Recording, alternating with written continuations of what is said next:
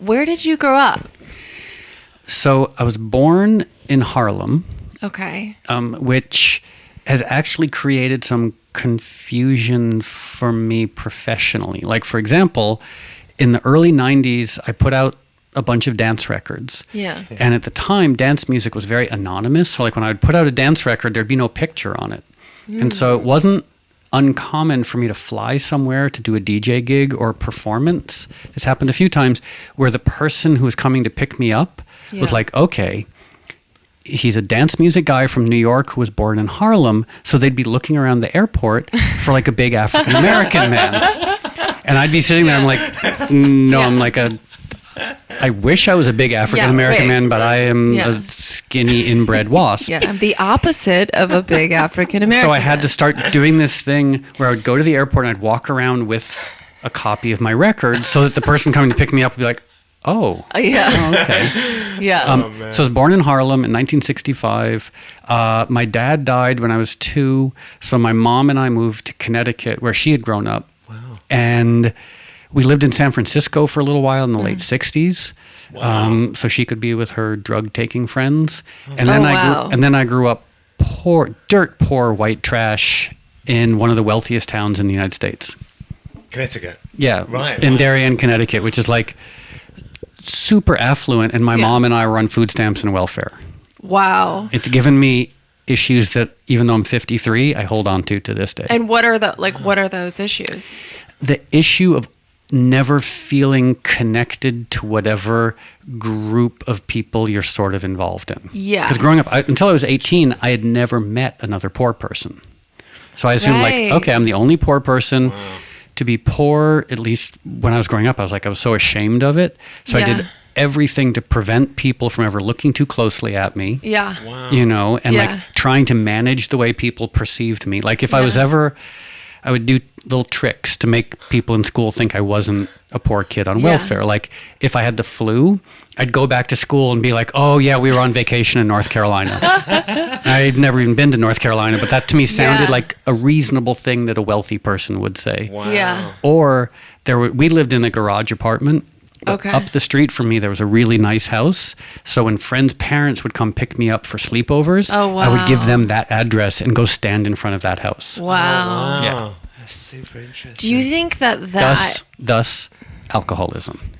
Yeah. Right. I was going to say, the feeling of never fitting in, that's sort of synonymous. And then you start drinking, you're like, oh my God, this does everything. It makes me comfortable and now I fit in. Totally. Yeah. It's so true. Do you feel like growing up with no money, being surrounded with people with an excessive amount of money has influenced your drive in life to become so successful? Like maybe that could be a part of it. It's interesting because I never had ambition to be successful. Right. I had tons of ambition to basically leave where I was. Yeah. But I assumed because my mom was poor, everyone in my family was poor, I was really poor. So I assumed best case scenario, I'd get a job somewhere like teaching community college and maybe playing music, and I'd barely break out of poverty. So the ambition wasn't big record deal, sell a lot of records. Right. Yes. The ambition was simply, it'd be nice to have a job and a house, you know. Wow. Yeah. So then what was the moment where you became, I don't know, what was your first big break? First big break, there've been, I would say, 3-ish. The first was I dropped out of college. I was a philosophy major at UConn. Okay. And I dropped out because I was having crippling panic attacks and I literally couldn't function anymore. So I moved home. I'm 19, college dropout, panicking constantly, sleeping on my mom's couch, as all my friends are off at Ivy League schools having a great time. It was bad. Alcoholism. Yeah. And an ex-girlfriend of mine was friends with the guy who owned a bar. So I started hanging out in this bar. It was called The Beat in Port Chester, New York. And it was remarkable because it was run by artists, but it was a hangout for junkies, homeless people, methadone addicts. So you'd have a few students, a few musicians, and people ODing in the bathroom. Sounds great. It was really Better place. great. And the owner, Tom, felt really sorry for me because I was there all the time. Right. And he was like, we need a DJ Monday night. Do you want a job DJing? Job? I had 25, maybe 30 records, and I'd never DJ'd. Wow. And so I got paid. At first, I think it was $20 a night to play for 6 hours on a Monday. And I would be playing like Joy Division records and New Order records to methadone addicts passed out at the bar. Amazing. So that was break one. Break two is in 1989, I think it was 88 or 89. My girlfriend at the time was working at Interview Magazine. Yeah. And she heard about a nightclub that was opening. It was called Mars. Okay. And all I wanted was to DJ in New York City. And she said, there's this nightclub opening. Go give them a tape, and who knows, maybe you can get a job there. So I was, at the time, I was living in an abandoned factory. Wow. And so I put on my coolest secondhand How did you get there? The abandoned factory? Yeah. I saw this factory, and it had an old sign that said, storage space for rent. And so I went in and I talked to the security guard, and he said, don't tell anyone, just give me $50 a month and you can have this storage space. Oh, wow. So you were in a storage space. It was a storage space. This is So I had no incredible. running water, no bathroom, no heat, but I loved it. Wow. And so I put on my secondhand nightclub clothes, which was like black pants and a black turtleneck that I bought at Goodwill. Yeah. Snuck into the city, waited in line with all the people who wanted a job at this nightclub, who were all like busboys, bartenders, barbacks. And I got up and the HR person was sitting there, and I said, oh, I'd like an application for DJ. And she laughed at me. She was like, we don't do that. Like, no. Yeah. And I was like, oh, well, okay. I brought in this cassette, and I gave her a cassette and had hip hop on one side and house music on the other side. So here's the big break. The guy who was booking the DJs was new to it, and he was really surprised that no one had applied to be a DJ, because I was the only person who applied. So he called me that night, and he said he was from Japan, and he was like, oh, yeah, do you want a job DJing? And I was like, of course I do. So that was my accidental big break. Amazing. Yeah. Wow. So you're the only one to apply. Yeah. I love that. Wow. That's interesting. There's a common theme on this podcast has been panic attacks. Everyone we've been on has had panic attacks. Yeah. I get them as well. I mean, it's sort of the curse of being, I think, sensitive in the modern world. Yeah, right? Because, do you think the modern world has something to do with that? Technology and social media and stuff helps you to feel... I think so. I mean, especially, but if you grow up unsure of yourself. Yeah. If you grow up in a milieu or an environment where you don't fit in, you don't feel comfortable, there's a lot going on that reinforces that idea that you don't fit in and don't feel comfortable. Yeah. And so that's like a baseline level of anxiety that a lot of normal people don't have. Right. Yeah. You know? Do you get panic attacks now? Oh, yeah. Yeah. But luckily, like decades of dealing with them, I now have like a toolbox or a skill set that enable me for the most part to address them and just decrease their like severity and length. Yeah. Absolutely. Absolutely. We've been hearing like some people lean into them. When you feel they're coming, you lean into it. That seems crazy. But, I'm not that much of a master. No. Maybe at some point. That's like... It's more just acknowledging what it is. You know you're not going to die. And that it's going to pass. Just kind of recognizing that, I guess. Yeah. But I found I got them much less after I got sober. Mm-hmm. You know? Yeah. Oh, same. I mean, I getting sober, doing the 12 steps, and then I was also at the same time was going through cognitive behavioral therapy. Oh, yeah. And then I started doing yoga and I started meditating. So I think those four things. Yeah. Really it's hard for me to say one more than the other, but definitely like sobriety was a huge part of it. Do you find like being famous and going into AA, going into these anonymous rooms, like, do you ever struggle with that, or did you when you were newly sober? Was that an issue ever for you? In the beginning, I did, because I was really self-involved and self-important. Right. And so I'd go into meetings and I'd be like, like I'm too famous to be here. Right. And then I looked around and I was like, oh, no one cares.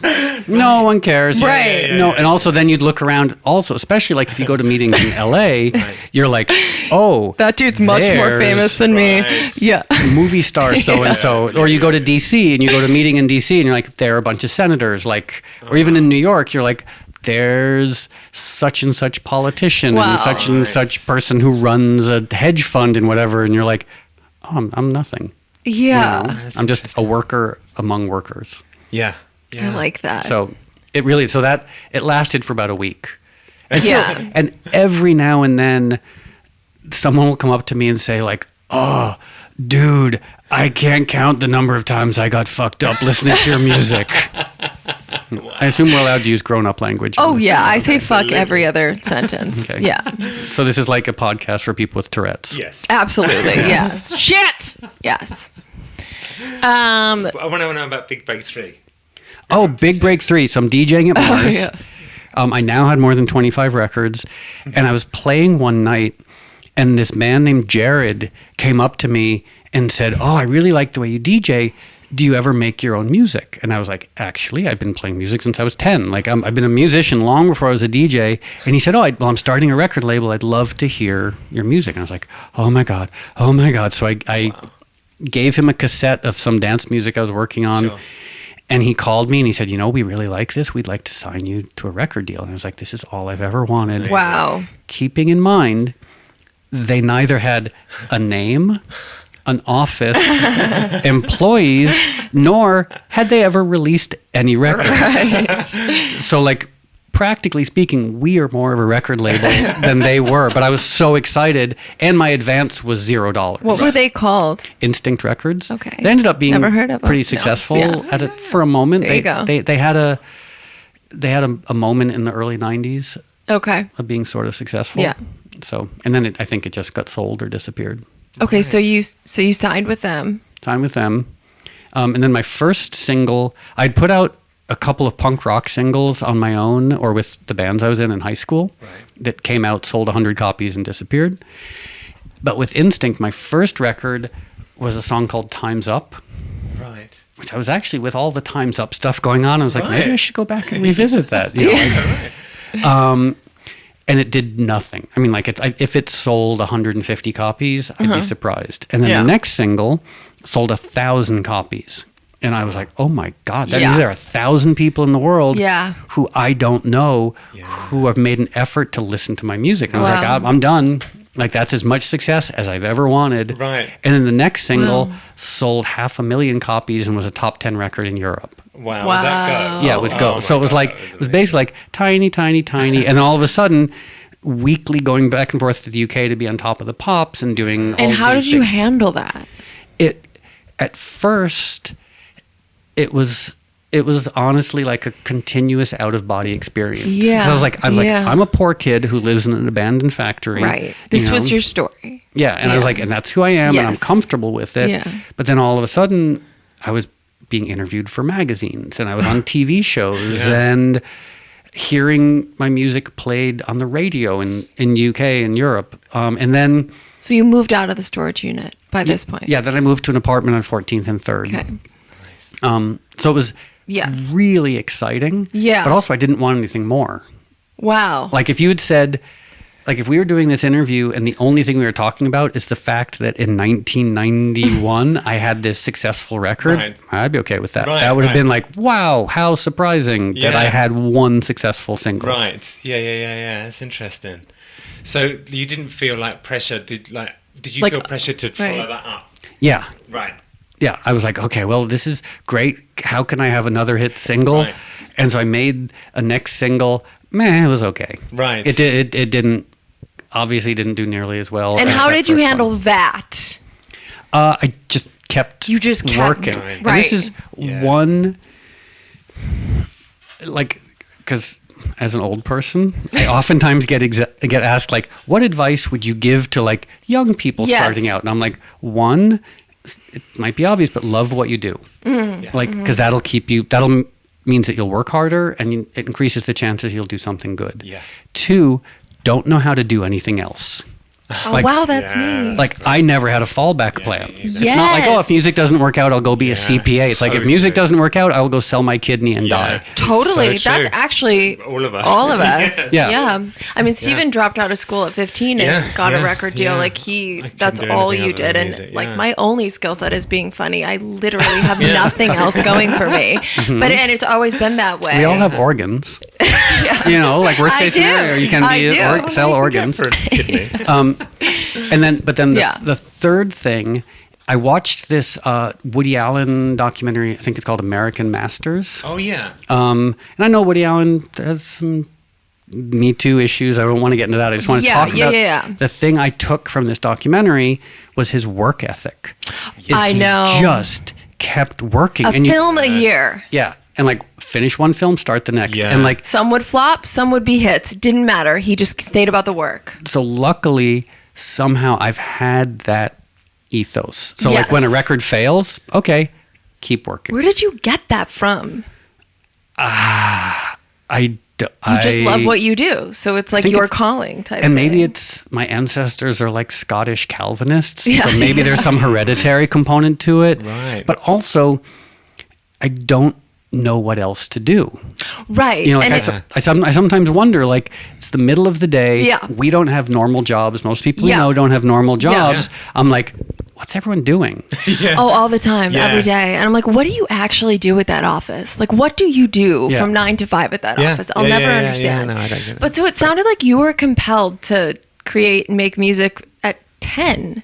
Yeah. So how did you discover it? Was it just in you? Did you always hear music in a way where you thought, okay, I want to do this? I mean, what was that moment? I think, and I assume that we've Yeah. had this experience, and anyone listening or watching has had this experience Yeah. where, like, the world is harsh and upsetting, but also at times really beautiful. Yes. And it's baffling and doesn't make sense to you.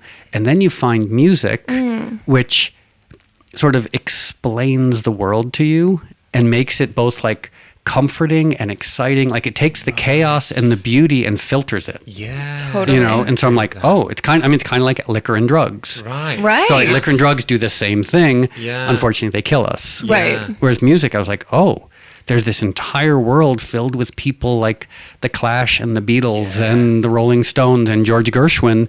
They've all dedicated themselves to making music. Yeah. And when I listen to it, everything seems better. Yeah. So it's like, how could you not dedicate your life to Yeah. doing that? That's Yeah. so true. Yeah. And then you find alcohol and drugs, and you're like, wow, it's the same thing as music. Yeah. But it only takes a second. Yeah, And I have to make no effort. Yes. And it makes synaptically and physiologically everything perfect until it destroys me. Yeah. And when did you discover that? So interesting. Right around the same time. I started drinking and doing drugs when I was 10 as well. Oh, Oh, wow. really? So you were Yeah. early. Oh, that's interesting. Yeah. And so wh- you stopped. You started early, but you stopped early. I've stopped many times. Right, I'm yeah. hoping. So the last time I stopped was October 18th, 2008. Yeah. And I'm Congratulations. cautiously hopeful, optimistic that this will stick. Yes. Because Yeah. there's, I mean, hopefully these aren't famous last words, but like, there's never a thought of going out.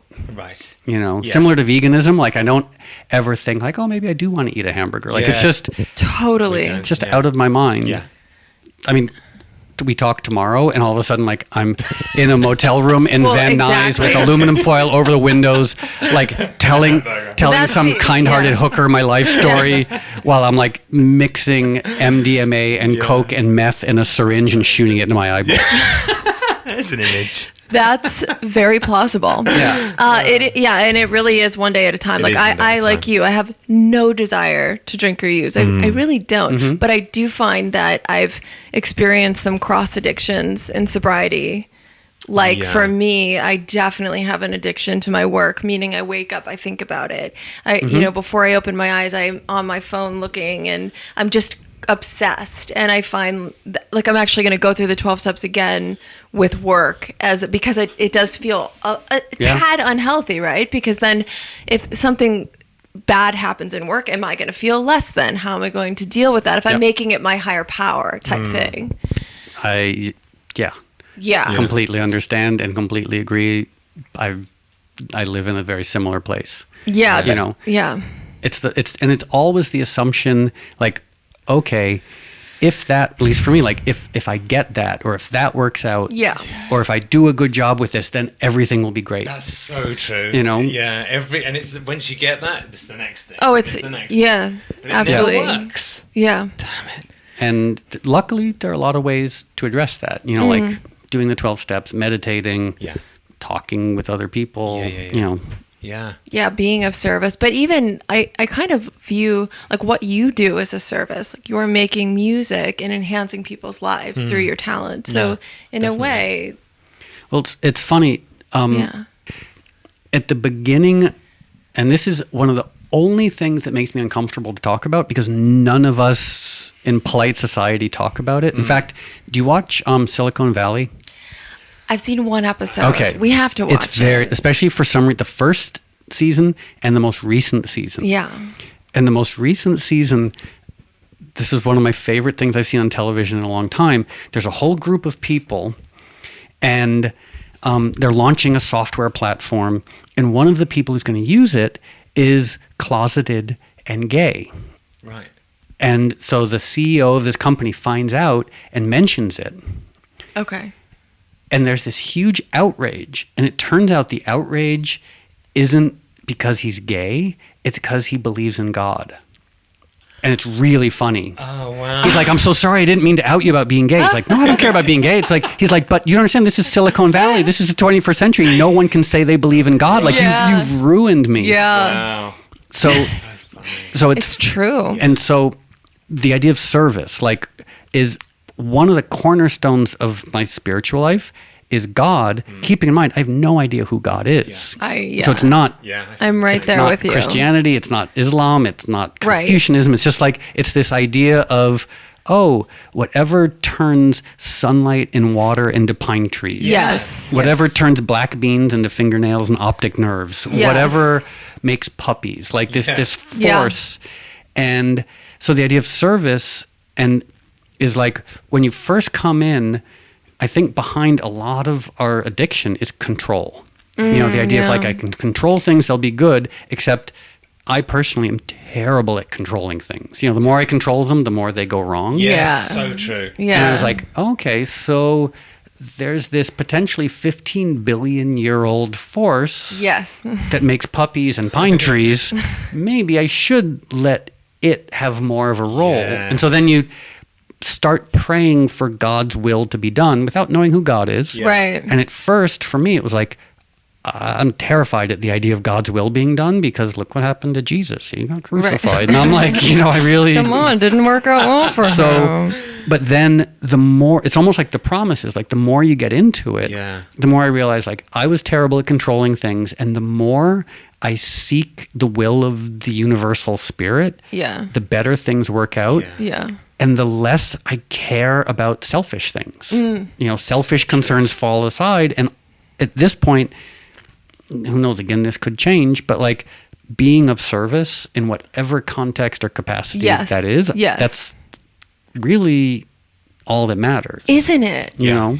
That it's so true that the selfishness and self-seeking are the root of our problems. They really are. Like, if I look back at when I was really anxious or when I was depressed or discontent, it is when I'm thinking about me and what can I get and what didn't happen to me or what's going to happen to me, or you know what I'm saying? That's it. Whereas you put yourself outside and you're of service in whatever way, it really is why we're here, isn't it? So, yeah. Yeah, definitely. I mean, it's so hard because we live in a culture that is nothing but selfish. And I almost don't mean that as a criticism. It's just consume. Yeah, and so when I talk to people, there's this recurring, and I understand, I want to be happy. We all want to be happy. But there's this recurring question of like, okay, how can I get more? How can I get the right thing? How can I get this? Like, how can I be in the right relationship, the right this, the right that? And I was on Steve Jones's show the other day, Jonesy's Jukebox. Amazing. And we were sort of talking about this, and he's very funny. Yeah. And he was saying, he was like, if I had a year to live, I'd just get a Bentley and a bunch of hookers. And he's like, what would you do if you had a year to live? And I was like, I don't know, try to do God's will and be of service. And he looked at me like, and I was like, I'm being honest. Like, I'm not even trying to be like sanctimonious or funny. Like, that's my honest answer. Yeah. Oh, really. That's a good question. What would you do with a year to live? Oh wow. A Bentley and hookers. Yeah. No, I would definitely. I wouldn't want to die using or drunk. Yeah. I just wouldn't like that. Isn't that interesting? Like, if we'd been talking 10 years ago, right. I would have been like, when I go out, I just want to be fucked up listening to Led Zeppelin. Totally. Yeah, so true. I mean, Led Zeppelin part's pretty good, but but that idea of screwing up my neurochemistry like that, it actually seems kind of repulsive. Yeah, totally. It does. Yeah. Again, fast forward tomorrow, I'm in that motel in Van Nuys. There's tinfoil over the windows. Yeah. And I'm telling this kind-hearted prostitute about my troubled childhood. While I'm like, you're the only one who understands me, and you're my best friend. We have to be best friends forever. Why is that every cocaine conversation?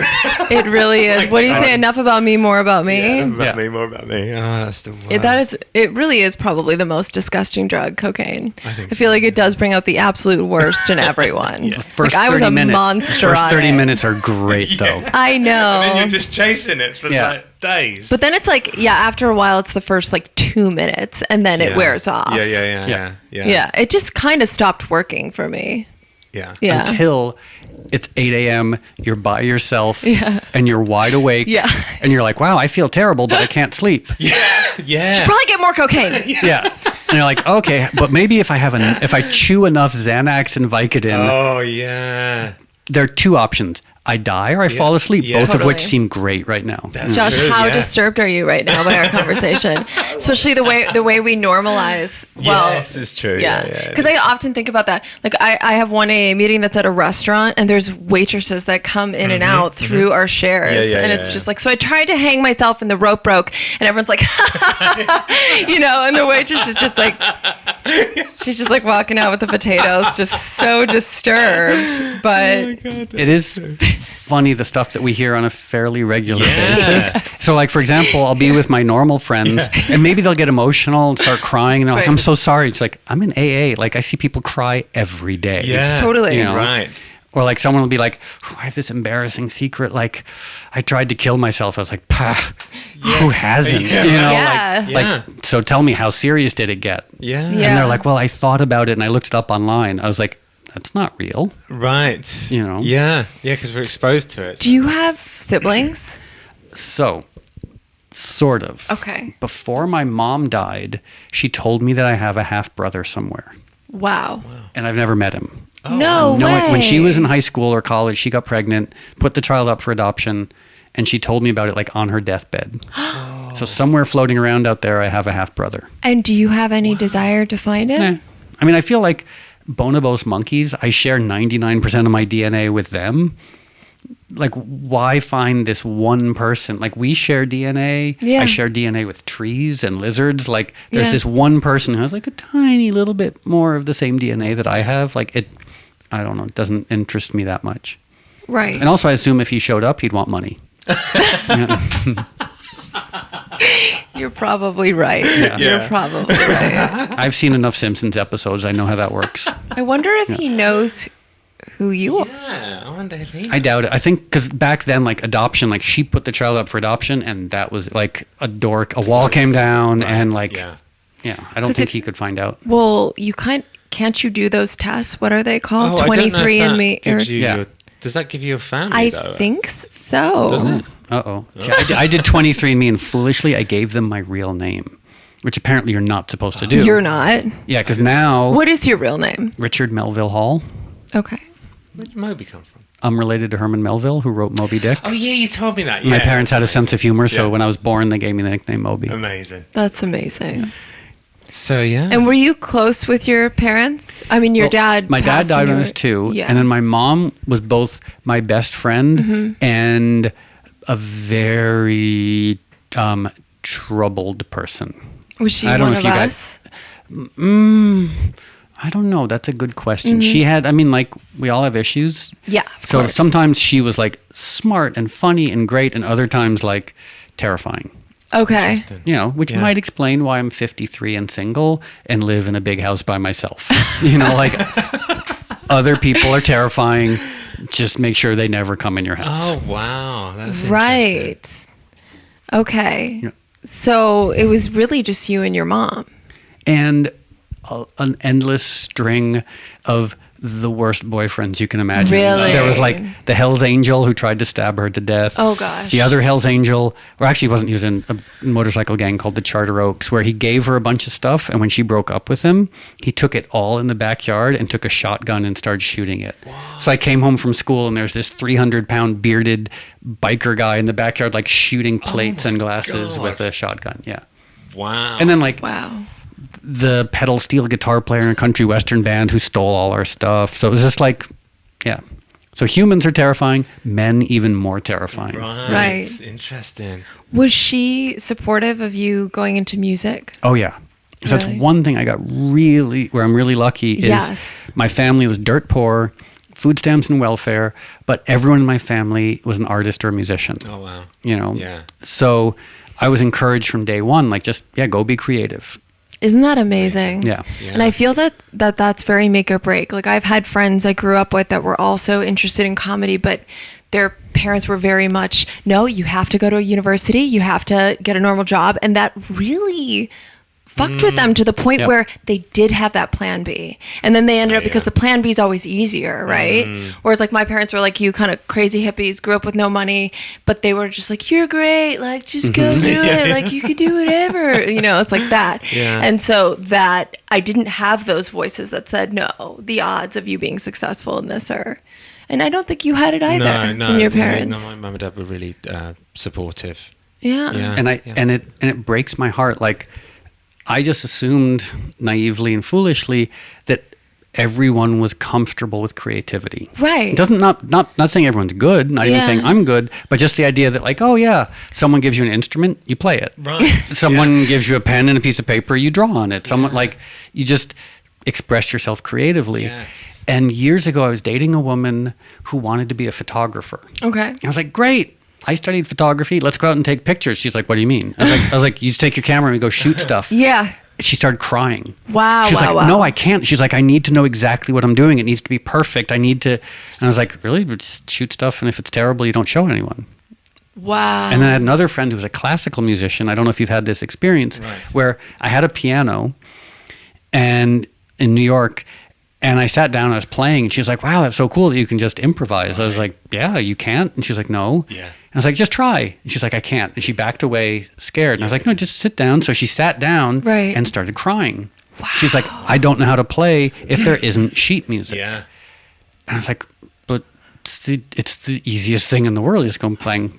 Yeah, like, it doesn't matter if it's good. Yeah. And I think that's where people really self-sabotage, where they're like, oh, if they're going to be creative, it has to be great and perfect. And I was like, but it never is. Right. Yeah. You know? It's never what you hear in your head for music. For me, for music, like you start off with something, I'm going to make this. It's never that. It's something else. Yeah. This may be good, you know, or whatever. And sometimes like just giving yourself the license and freedom to do anything is where the like even better things come from. That's you know? true. Yeah, definitely. You never know what turns it's going to take. Yeah. But it's really hard to reprogram the mind. And so if you were brought up with this sort of perfectionist structured, you know, you have to study theory in order to be able to play music or whatever that is, then that could be a hard breakthrough for people. It's not to say it's not possible.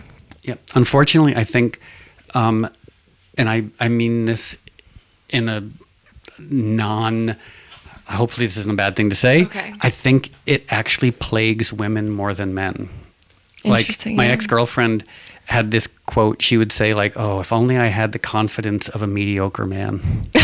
You know, like, because a lot of my female friends, I feel like if they do anything that's imperfect, they'll be judged for it. Where sometimes men are like, whatever, I suck at it, I'm still going to do it. You know? No, I definitely feel that, especially in comedy, because for so long comedy was a man's world. It really was, and it kind of still is. Right. And I would say the amount of, you know, if I post something that's not great, which often my stuff isn't, but I'm not a perfectionist, I just keep going, and some of it works and some of it doesn't, and that's okay. But the amount of like trolls I get from men, always guys. Whereas you look at a guy who's doing videos online and you don't see that. You don't see that hate and that. The level, it's funny, and anyone listening or watching is going to be surprised by this, but like having been raised by progressives, you know, my mom was a hippie, everyone in my family, they were very progressive. I was sort of raised with this idea that like bias and prejudice were like things of the past. You know, like I was kind of raised, because half my family's Jewish. My mom dated African-American men. So I was raised with this idea that like we're in a post-prejudice society. Yeah. Right. And no one's racist anymore. And adulthood has been this rude awakening of like, okay, no, tons of people are misogynist, tons of people are anti-Semites, tons of people are racist. And I was like, Sesame Street lied to me? Like Mr. Rogers? Yeah. Like and the misogyny, because like, for example, Hillary, you know, like Hillary's an old friend of mine, and when she announced her candidacy, I said, I'm so proud of my old friend Hillary, I hope she wins. And I was crucified. Yes. Wow. And I was like, yes. Whoa, like, people are like, she's a warmonger. I was like, no, she's a politician. And you should die because you said that. Like, they're really... And it was really... And I kept wondering, like, why do people hate her so much? And my friend Laura, who used to work at Move On, she was like, you know, Occam's razor.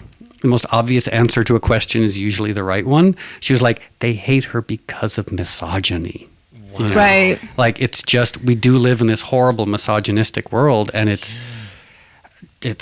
hopefully that will change at some point, you know? Yeah, I feel like social media has really brought a light to all of that misogyny. Like, I sort of lived in that bubble too, especially living in, like, I had very liberal parents, and then moving to LA, and it's like, yeah, you know, everyone, it's very diverse, and it's just accepting and progressive. And then social media comes along, and the more people you're introduced to, it's like, oh. Well, I hear those. I was watching Sarah Silverman's show, and she was great. Like, she was reading some of the stuff that trolls had sent her, and I was like, oh my God, like, what is wrong with a man that he would even think these things? Well, I wonder. Yeah. I'm like, how? Like, because you go around and you're like, are there really that many horrifying, misogynistic, racist, anti-Semitic, broken, vicious human beings? Right. Yeah. And where does that stem from? Yeah. Like, and it's all, I think, going back to what we were talking about with alcoholism, is like, it's control. You know, you're afraid of the world, and you find something that gives you the opportunity to make sense of it. For us, that was like comedy, music, alcohol, drugs. For them, it's hate. You know? Wow. And fear. Fear. Yeah, they're afraid of... And of course, which is really one of the things that scared me in the 80s when white America started embracing hip-hop.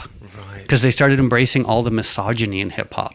Right. And I was like, no, there's if you listen to Eric B. and Rakim, there's a lot more going on. There's politics, there's culture, there's idioms that you're not aware of. But instead, people, these scared pre-adolescents and adolescent white boys embraced the misogyny and the hate. True. Wow. You know? I never really thought about that. Yeah, I remember that. But speaking of comedy and misogyny, I went to some charity comedy thing at the Improv, is that what it's called? Yeah. On Melrose. Yeah. And I sat and I listened to like 15 comics, and I was like horrified.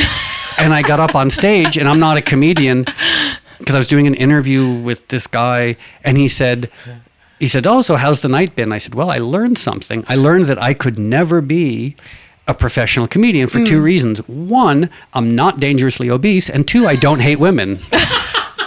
You know, it's like, because all the other comics were like, they were all like, looked sick and terrible, and were so filled with unapologetic misogyny. Yeah. Wow. And I was like, what the fuck is wrong with, like, don't you have friends, parents? Aren't you aware that, like, being, like, prejudiced and hateful towards anyone is just simply never acceptable? Yeah. Totally. It's baffling. Yeah. It really is. I never actually got into stand-up. I don't like that world. And not only that, it's like the drinking and the drugs around it. And really, because when I did it for a bit, it was just all men, and it was a lot. There was a lot of misogyny. So I was just not at all interested. But thank God, I think it's the best time to be a creator now with social media. It's like you have global distribution at your fingertips, and you can reach millions. Yeah, you don't need the gatekeepers anymore, especially if the gatekeepers are prejudiced against you. Yeah. Exactly. So that's been really freeing, I think, for all artists. I really don't think there's an excuse for any artist that wants to create. Like, you don't have gatekeepers anymore. Isn't that brilliant? It is. Yeah. I did hear something funny. I can't remember who it was. I was at some comedy club, and there was a female comic, and some drunk idiot, I love this line, said, "Show us your tits." Yeah. And she said, "Show me your dick."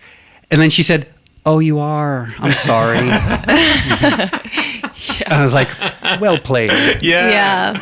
Because he was like, right. like you just sort of imploded. I have so much respect for female stand-ups. I would just cry. Yeah. I would have just stood there and just like I would have. Mm-hmm. I am way too sensitive for that. Yeah. But what about girlfriends? Have you been married? No. And why? Do you want to get married? Is that? So again, wait. Do we have to worry about the helicopter? No, I guess we don't. If anyone's watching or listening, which I assume they are, we're in Los Angeles. We have helicopters. It's a lot of and crime here. Airplanes, yeah. Okay. Although, the helicopter, I'm not criticizing the police, but the police love their helicopters. and to justify having helicopters, they send them out for anything. They do. I used to do naked yoga on my rooftop, and there was this helicopter that would just, and I was like, oh, yeah. I'm pretty convinced they were watching. So girlfriends. Yeah. So basically, being raised in this complicated situation with my mom, who was wonderful but also emotionally unstable. Sure. And then being in a lot of, let's call volatile relationships. At some point, I realized I love women. I love my female friends. I love the idea of relationships, but I don't actually personally like relationships. Mm-hmm. And so I haven't dated anyone in 2 years. My last relationship ended, and she's wonderful. And I was like, wow, if I couldn't make that work, I won't make anything work. So in a way... Is it too personal to say why it didn't work? Oh, it didn't work, I think, for the simple reason that I don't like relationships. Right. Because she was smart, beautiful, funny, loving, kind of everything you'd ever want in a partner. Right. She had in abundance. Yeah. But I still didn't want to be in the relationship. But that's a general statement. I don't like relationships. It is. So what about relationships do you not like? They feel uncomfortable at their core. There's and a lot of my friends who are in relationships, you guys, you make it work and you learn from it and you create a dynamic that's supportive and healthy, but also enables you to hopefully grow and change. Yeah. I just have never had that experience. Right. So maybe someday I will. Yeah. But I also, in a way, this might sound very odd and esoteric.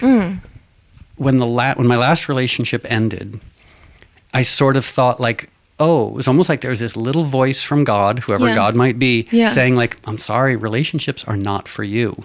Right. To say almost God saying I have more use for you single than I do for you in a relationship. Yeah. Maybe whoever God is saying next lifetime, sure, maybe you'll get married, have some kids. This time, I kind of can use you as a single person. It's amazing that you're so in tune and you or delusional. Well, because there is this pressure that society puts on us as well to, you get married, you have kids or whatever it may be. Yep. Which is marriage in itself is kind of insane, and so is having kids, but we do it. Marriage as an institution made a lot more sense when people had a life expectancy of 34 years old. Right. Till death do us part when you're 20, you're till death do us part, as in tomorrow. I'm not mad that Steven's 12 years older. I'm by that time, I'm going to be so sick of him that I'm fine with it. How dare you? Yeah. I'm fine with it. Yep, just sort of he'll be drooling on himself. I already do that. Yeah. He goes before. I'm cool with that, Well, yeah. Yeah. That's why you got the. Well, I said I wanted a dog, and she picked the oldest dog we could find. We're hoping that it would, Is that fucked up of me? Oh, I thought you were talking about him. An old dog. Okay, I thought this was a euphemism. Yeah. No, Steven wanted a dog, and so I was like, let's get that senior blind dog with one eye. He looks he has about 6 months left. But it's good. Senior dogs are good. It's great, and also that way you don't have too many years to get attached. Right. But now I love him, and I don't want him to die. But he's vegan too. Our dog is vegan too. Yes. So there's a vegan pug out there that lived till 22. Yes. So I do think that. Wow. See. How old are you? 44. See, I'm 53. So 44 is like a child to me. Like, I don't even remember 44. I think like Eisenhower was president. You do not look 53. That is, your skin is glowing. It's. I mean, I bathe with the urine of young Filipino boys every day. Maybe that's it. I've been thinking about getting so rejuvenating. When did you go vegan? I've been vegan for 31 years. Wow. Yeah. Until Thanksgiving 1987, that was my vegan day. Wow. I was one. Yeah. But what was the thing that made you decide? So growing up, as we've established, or as I've established, people terrified me. Mm-hmm. Sure. I grew up with a lot of chaos and trauma, but the animals in my life were stable and loving. Yeah. So almost from day one, I was like, okay, adults, huge and terrifying. Mm-hmm. Animals, like, dependable, predictable, loving, wonderful. So I've always loved animals. And growing up, I was surrounded with rescue animals, like rescued dogs, cats. From your mom? Mice. Yeah, we would go to just rescue anything. Wow. So our house was like a menagerie. But at the same time, so I loved these animals, but I also loved Burger King and McDonald's and pepperoni pizza and salami sandwiches. And when I was 19, I was petting this one rescue cat that we had. His name was Tucker. Right. And I'd found him at the dump in a box when he was a little baby kitten and his eyes weren't opened. So I'd known him since basically birth. Yeah. And I was petting him, and all of a sudden, the switch got thrown in my head. And I realized, here's Tucker, 2 eyes, central nervous system, a profound, rich life. Mm-hmm. And all of a sudden I realized, every creature with 2 eyes and a central nervous system has a profoundly rich emotional life. And just as Tucker doesn't want to suffer and die, no creature wants to suffer and die. Totally. So that led me to be a vegetarian. That was like 1984. Mm-hmm. And then a couple years later, a vegan. I mean, I have one friend who claims to have been vegan longer, but if you push him, he's like, well, I mean, I ate dairy. I cannot stand that. There's so many people like, I'm vegan except for meat on the weekends. What are you talking about? Yeah, it's like I'm sober right now. I mean, I was shooting cocaine into my penis last night, but like right now I'm pretty sober. Yeah. So when you post, because I really struggle whenever I post anything vegan related, I get attacked. People just love their meat, and if I say anything about it, it's really tough. How do you deal with that, or do you deal with that? I feel like you have followers that are more compassionate. Yeah, I mean, part of it, I've been posting about vegan stuff for such a long time. I think the meat eaters have given up. They've all unfollowed you. They've all blocked you. Or they're just like, whatever. Right, yeah, there goes the vegan posting again. Yeah. But also, okay, so when social media first sort of started, like, do you remember Gawker, Gothamist, those? I remember Gawker, yeah. Okay, so when that first started, I was so narcissistic, I tried to read everything that was posted about me. And for example, Gothamist or Gawker would post something negative, and I'd be like, I don't like that. And then the comments were horrifying. Like, people literally were saying things like, if I see Moby on the street, I will stab him and watch him bleed to death in front of me. And same time, I was getting a lot of bad reviews. Like, I was putting out records that the tide had turned and the critics hated me. Okay. And so I was like, okay, the critics hate me. Obviously, this new social media thing kind of seems to hate me. I have 3 options. 1, find every single person that hates me and try to convince them not to hate me, or stab them in the face. 2, find enlightenment and not be troubled by their comments. Or 3, stop reading them. So basically, I don't read reviews and I don't read comments. Wow. And that's how I post something, and I just like to work under the naive assumption that everyone loves me. Wow. Knowing full well that like people are like tearing me apart, and like every now and then someone will say to me like, I can't believe all those people who hate you on Facebook. I was like, thank you for telling me. Yeah. I had no idea. I was a lot happier not knowing. Like, thank you for crushing my ignorance. Yeah. Wow. Yeah. That's a good. That's a great. But also, as we were talking about earlier, my goal is I don't have a family. I have aunts and uncles and cousins, but like I don't have immediate family. So I feel like I don't like the idea of a career. Like, I love making music, Sure. but I certainly don't expect to make money from it because Right. it's 2018. Right. And I don't tour, and I don't like to do promo for records. So because, like, I don't need an audience to support my career, I Right. can just put out anything. Because That's I'm like, worst, what are you going to do? Not buy my record? That's No one buys records anyway. Like, Yeah, Right. that's like, true. what are you going to do? Meat eater, not come into my vegan restaurant? Like, oh, Yeah. because you were lining up to, like, come here from the Ukraine Yeah. Yeah. and go to my vegan restaurant, even though you're a bacon-eating meat eater in the Yeah. Ukraine? Like, really? I'm not Right. too worried Yeah, about yeah. that. So, Right. Interesting. so it's almost like what we were talking about earlier, Yeah. like the non-relationship thing. When you don't care about a career and when you're not in a relationship, you have nothing to protect, you're just like, fuck it. Like, Yeah. I'm just going to say whatever. Wow. Worst case scenario, I get assassinated. Right. I'll have to go someday. What do you think happens when you die? I think that we go to heaven with John Benet Ramsey and the Pretty Angels. I'll take it. Yeah. I'll take it. I just saw the Family Guy that has one of my favorite scenes. Oh my God, it's so when they're good, they're so good. Yeah, they really are. They say something about a suicide bomber going to heaven, and the suicide bomber is like, "I'm in heaven. Where are all my virgins?" And he's at a Star Trek convention, and he shakes his fist. He's like, "Osama!" I haven't seen that one. I wanna see When they're good, they're so good. So when we die, I have I think that Yeah. it's the biggest paradox, not to sound all grad student-y, of the human condition, is that we are 100% the product of the universe, but we have no knowledge of the universe. You know, you have a universe that transcends space and time and matter, but all we know is time and matter. Right. You know, like the universe doesn't see light. The universe doesn't understand time. The universe doesn't understand Right. gravity and Right. entropy. All these things, all these metrics and criteria by which we judge the universe Yeah. have nothing to do with the actual universe.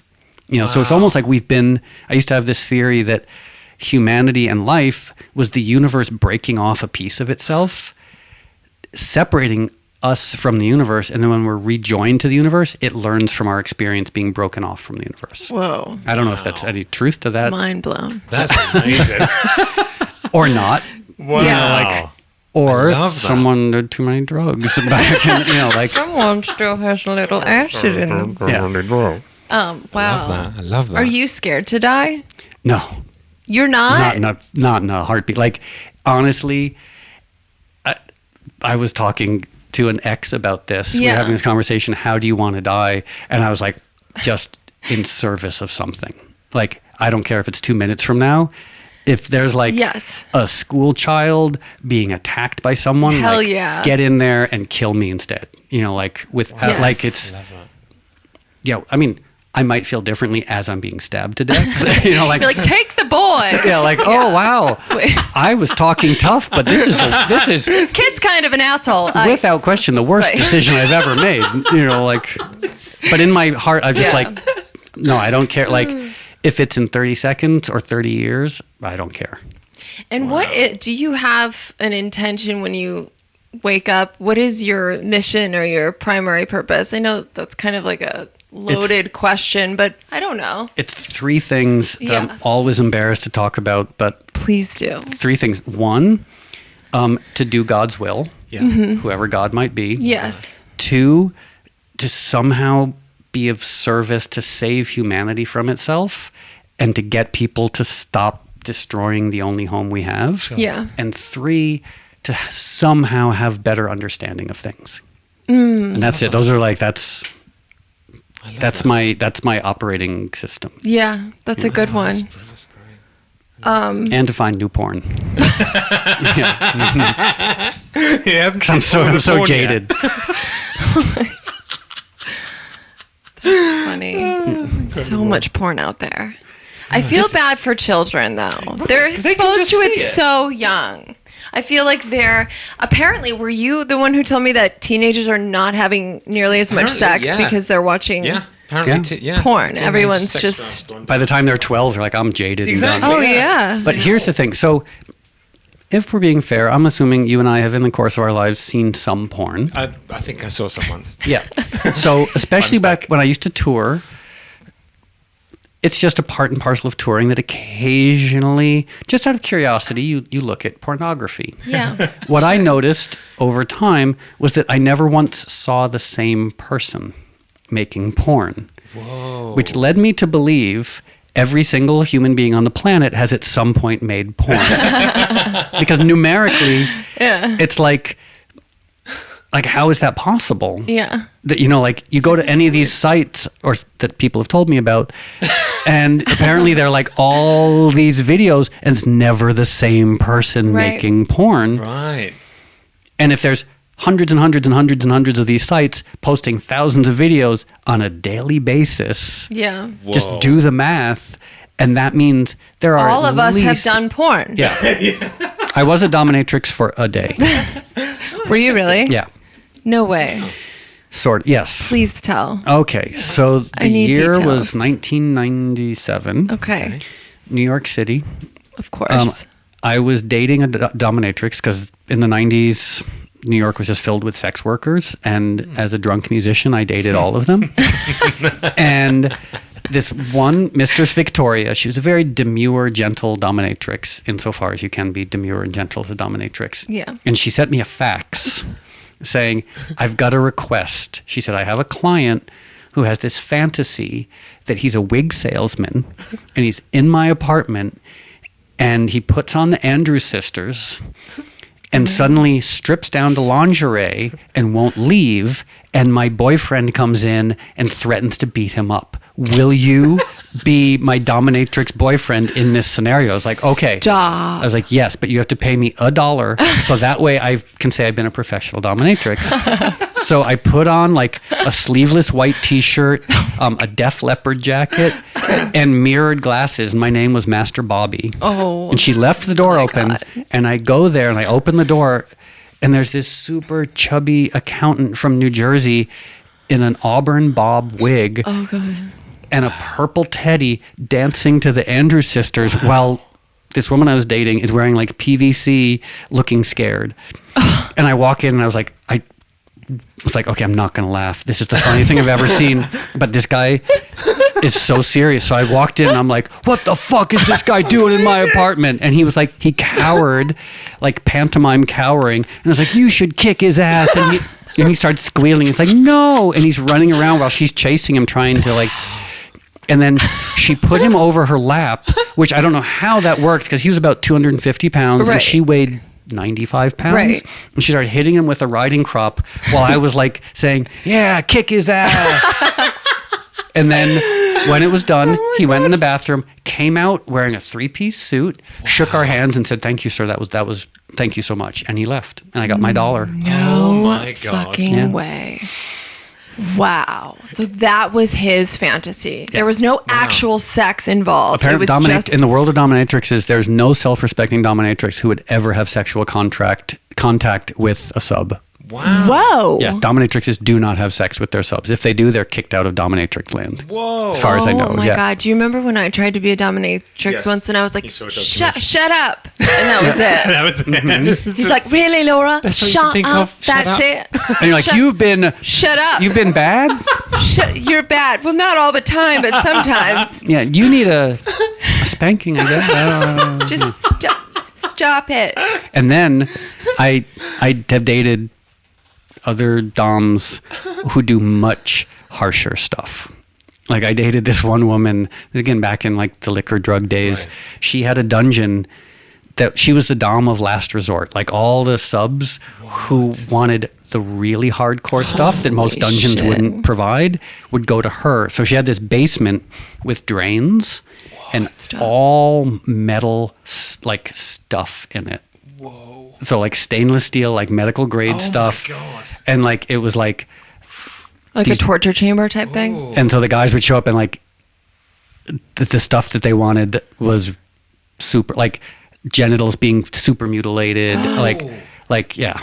No. Yeah. That's what the drains were for. And yeah. Oh God. So she wasn't just like, shut up. No. She was Jesus. like taking people to the edge of dying, essentially. No. Yeah. But the funny thing is, when we dated, maybe I'm becoming, I should probably not say any of this, but like our romantic life, she was very submissive. Oh, interesting. Like being dominant, that was her job. Right. Yeah. On a personal life, she wanted to be a complete sub. Totally.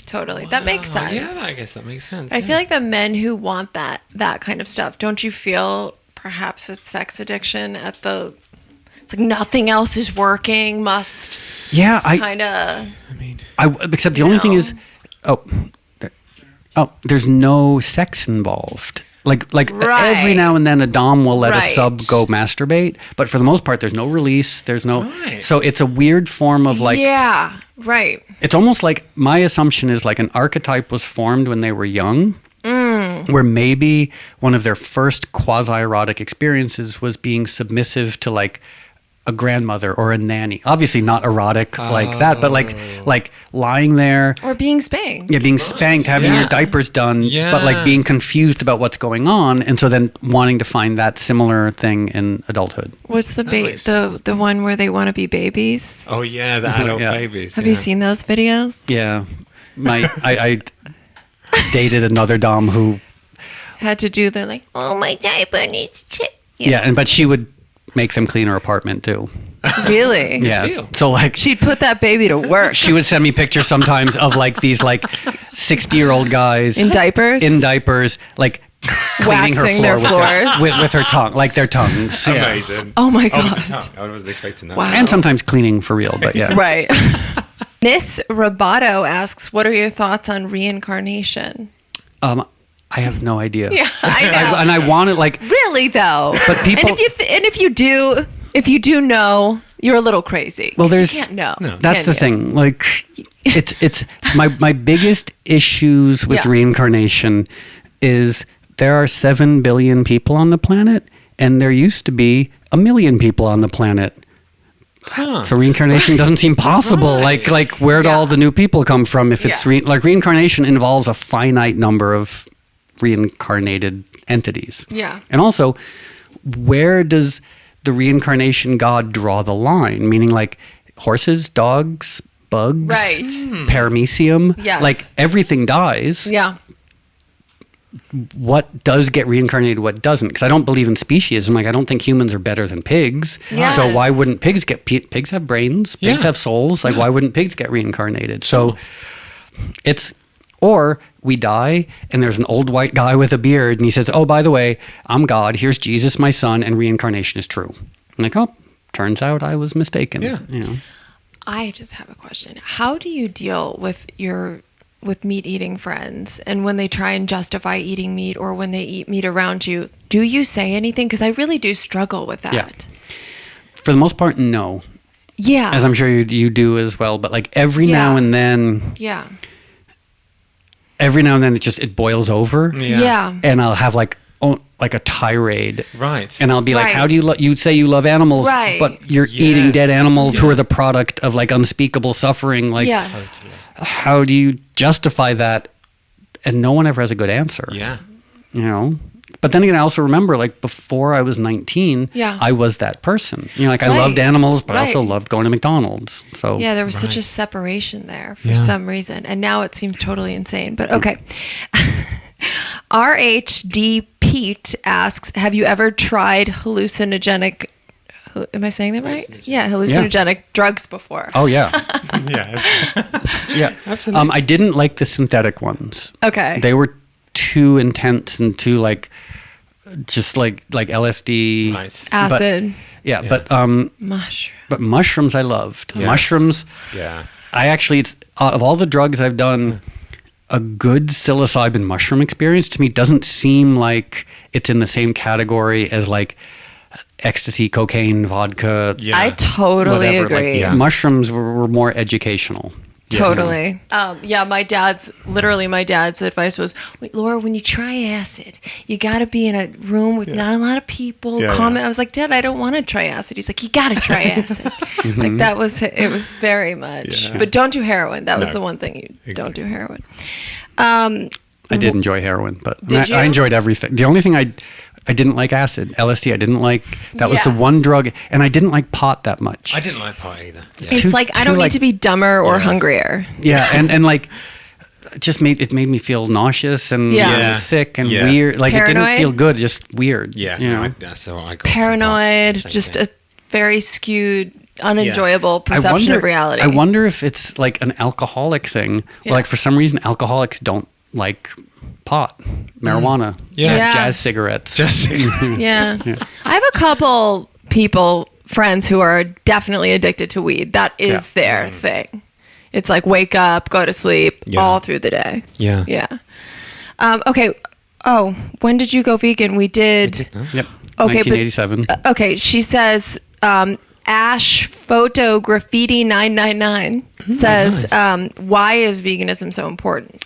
For a bunch of reasons. One, eating animals involves killing animals. And animals, for the most part, don't want to be killed. Yeah.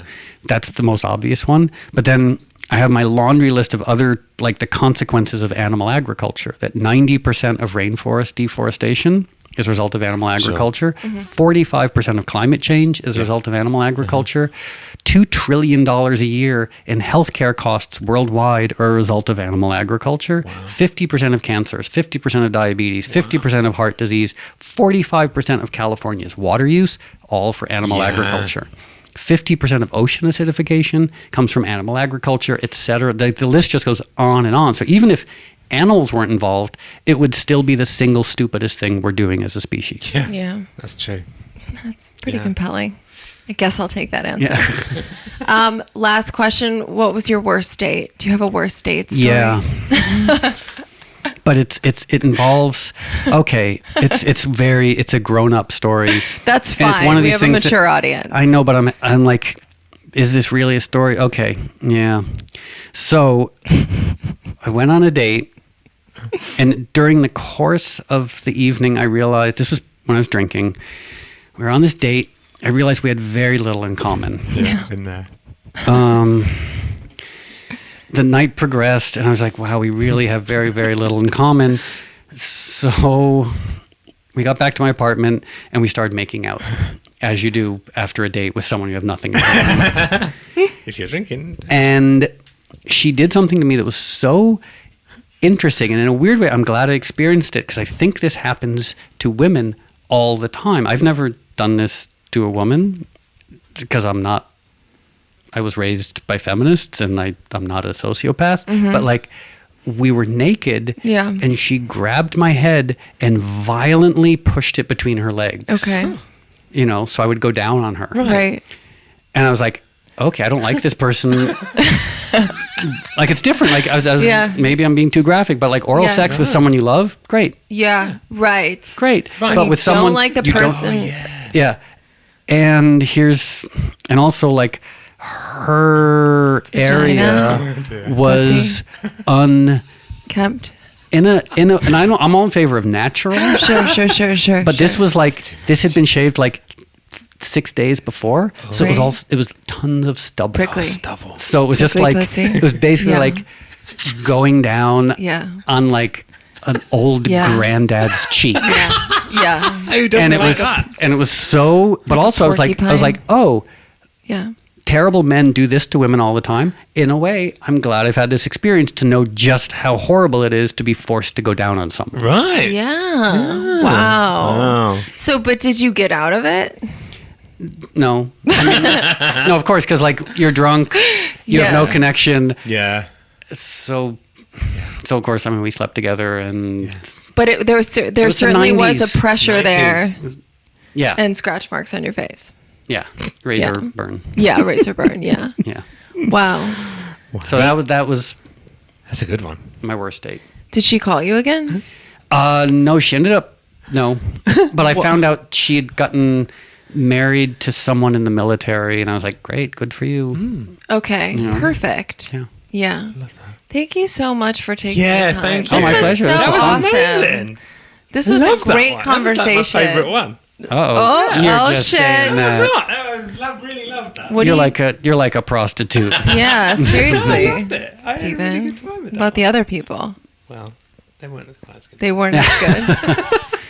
No, this was awesome. Thank you so Thanks. much. Yeah, this was really nice. It was I feel like really we also great. sort of had like an ad hoc 12-step meeting. Exactly. Right? Yeah. Hey, it's just more than one person and It it's is a meeting, apparently. right? Yeah. And I said a bunch of things that I know I'm going to regret. So No. sure. Just let us know. No. Being forced to go down on someone and having prickly pubic hair in their face, I feel like we're in an age where being vulnerable and talking about this kind of stuff is more accepted than ever. Yeah. I really do. Yeah. But what if that means people won't buy my records? Oh, that's right. No one buys records anyway. No one buys So you records don't have to anymore. give a fuck. There you go. Thank you so much.